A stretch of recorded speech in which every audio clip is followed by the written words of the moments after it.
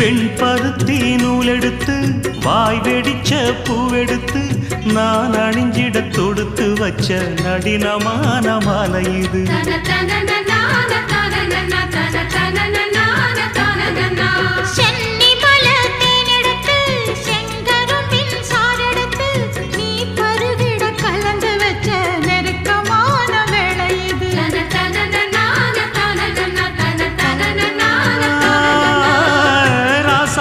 உடம்பிருக்கும் ரவிக்க துணி நானாக அன்னாடம் சூடி கொண்ட ஆசை வச்சாகாதா.